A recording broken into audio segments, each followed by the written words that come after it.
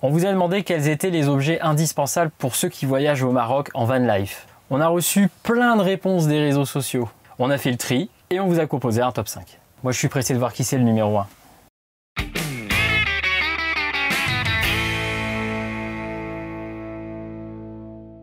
Bonjour, je m'appelle Julien et vous êtes sur la chaîne des villes du monde. Aujourd'hui, je vous propose de découvrir le top 5 de nos indispensables. Quand on dit nos indispensables, ce sont les objets qui sont dédiés quand même à la van life, au camping-car, qui nous ont vraiment été utiles au Maroc et qu'on n'a pu trouver qu'au Maroc finalement.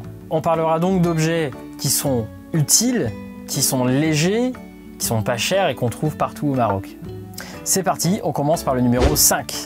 Les djellabas, les pulls ou les tuniques en laine. Bon, j'avoue, je suis arrivé ici avec tout mon attirail de pulls de chez Decathlon. Mon but, c'était pas de collectionner les pulls, c'était plutôt de s'alléger et puis aussi éventuellement de pouvoir acheter des vêtements qui proviennent des pays dans lesquels on va. Et puis franchement, c'est le bordel dans mon armoire, j'ai plus aucune place pour mettre mes guitares, en plus j'ai prévu d'en racheter une nouvelle. Et puis j'ai trouvé ça. Ça garde vachement bien la chaleur et franchement, je le quitte plus.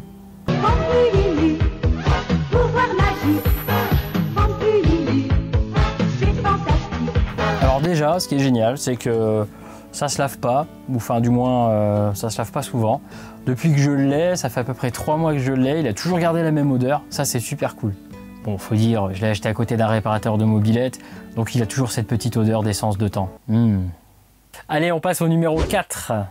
Un tapis. C'est tellement évident. Certains tapis ici sont d'une valeur inestimable, mais pour pouvoir les acheter, il faudra quand même les estimer. On adore mettre des tapis dans notre camping-car. Malheureusement, c'est quand même super difficile de trouver des tapis qui font 40 cm de large. En général, ils font minimum 60. On a réussi à en trouver un. C'était pas facile à trouver. On a fait plusieurs vendeurs de tapis. Il y a aussi les tapis extérieurs qui sont super utiles. Le rapport qualité-prix est juste imbattable. L'avantage de ces tapis-là, c'est qu'ils sont légers, qu'ils vont sécher facilement. On a l'impression qu'ils sont indestructibles. Alors, qu'est-ce qu'on a d'autre? Du charbon? Hein? Oui, c'est vrai, ici c'est indispensable. Surtout quand on a un super barbecue. Numéro 3. Le barbecue. Alors ces barbecues là sont vraiment excellents. On les trouve partout au Maroc, ils sont légers, ça coûte rien du tout. Et ça fonctionne vraiment bien. Tellement bien qu'on prend du plaisir à cuisiner. Alors, certains d'entre vous ont un Weber, et ben nous on a un Weberber. Numéro 2. Évidemment, et vous avez été plusieurs à nous répondre, c'est le thé. On est fan absolu de thé. Ici, il est délicieux et en plus, il est servi à toutes les occasions. Alors malheureusement, je ne sais pas faire du thé à la menthe. J'aurais bien aimé que quelqu'un m'apprenne à le faire. Et en plus, avec le confinement, c'est impossible d'aller boire un thé quelque part. Boire un bon thé fait maison, c'est l'une des premières choses que l'on va faire après le déconfinement. Numéro 1.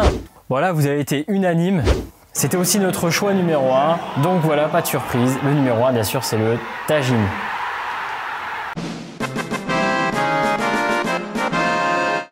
Vous pouvez pas imaginer le plaisir qu'on prend à cuisiner avec.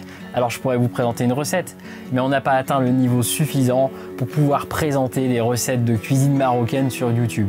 On a déjà essayé plusieurs recettes, la recette du poulet au citron olive. Alors au passage, merci la famille Amazir de nous avoir donné la recette. L'omelette berbère, c'est devenu la base chez nous. Simple, délicieux, efficace. On a même essayé le tagine kefta aux œufs et franchement on s'est pété le bide. Ce tagine a un petit inconvénient pour nous. Premier inconvénient, c'est son poids. Effectivement, en camping-car, ça va être compliqué. Deuxième inconvénient, c'est de la terre cuite et elle risque de se fissurer quand on va rouler avec le camping-car ou simplement quand on va cuisiner avec. Il existe d'autres types de tagines. En plus de tagines en terre cuite, vous avez par exemple les tagines qui sont en inox. Alors ce tagine en inox est super léger et aussi très résistant. Après ça dépend, en camping-car, je pense que le tagine en inox est quand même un peu mieux. Mais j'avoue que je prends énormément de plaisir à cuisiner avec un tagine en terre cuite. Et voilà, ce top 5 est terminé. Donc évidemment, le grand gagnant, c'est le tagine. On vous remercie d'avoir participé à la réalisation de cette vidéo. Alors si vous aussi, vous avez d'autres indispensables, n'hésitez pas à nous les mettre en commentaire. Je vous dis à la prochaine. Et n'oubliez pas, surtout, abonnez-vous à notre chaîne. Allez, salut!